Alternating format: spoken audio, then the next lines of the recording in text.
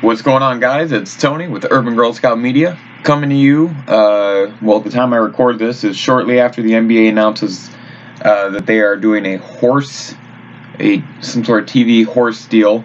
So today's April 8th evening.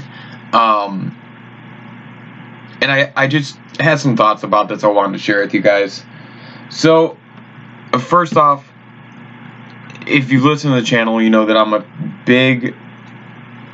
I have a big idea that sports and life tie together in a lot of different ways. One of them is you can take a lot of lessons and examples from sports and apply it to life. And I think you could look at, when you have the sport or the people that don't want to ever change, they're rigid in their ways and they're going to get up and do it the same way forever. Baseball.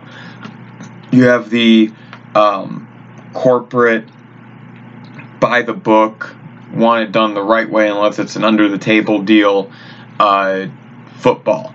You have the progressive into technology, into the individual, basketball, and then you have the even more technology, and into kind of weirder stuff than the rest of them.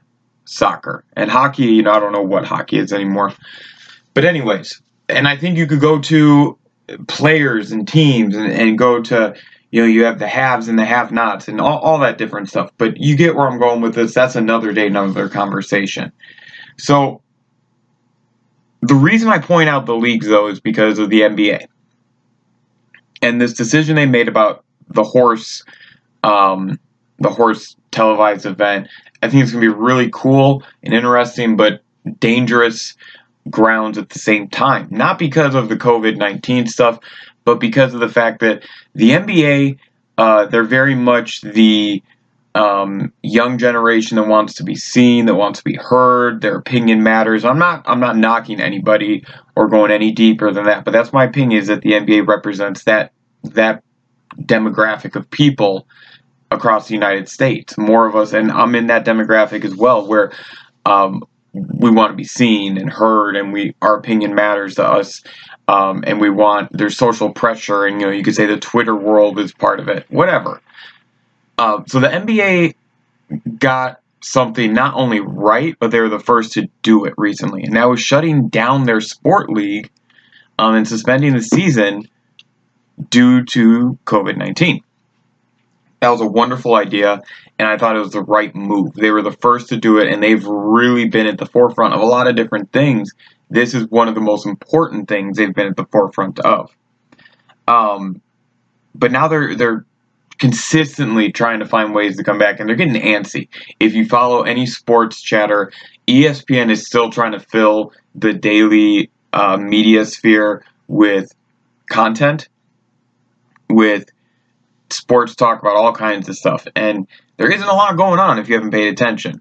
So the NBA has to feel a little bit of pressure of, we want to get back and have our normal lives and things like that. I think the horse tournament's a good idea. Proceeds go to charity. No complaints. But the NBA has also had so many different ideas thrown around about how they can get back to playing basketball that I'm kind of afraid that they're coming across a little bit more desperate than cutting edge. I mean, that's just me and my take on it. They're trying to push that envelope so hard that it almost feels like they're desperate to stay at the front. They need to be desperate to be right, not first. And I just think that's really important for us all to realize. It doesn't matter what we're doing.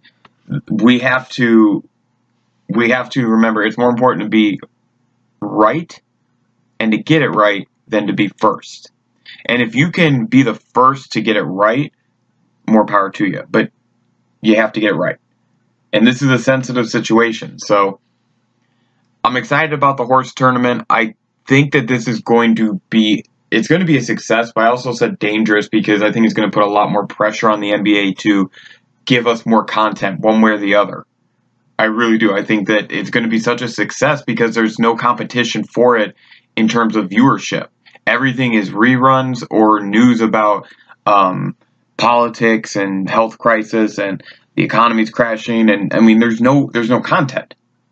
So this is going to be a success in that sense, depending upon what channels and platforms and social media outlets they make it available on. But don't kid yourself. It's going to put pressure on the NBA to give us more content, and that's dangerous. I hope that they continue to want to be correct and want to be right rather than being the first. Just some thoughts I had about everything that's going on. Hope you guys are staying safe. Tony K with Urban Girl Scout Media, living the dream as always.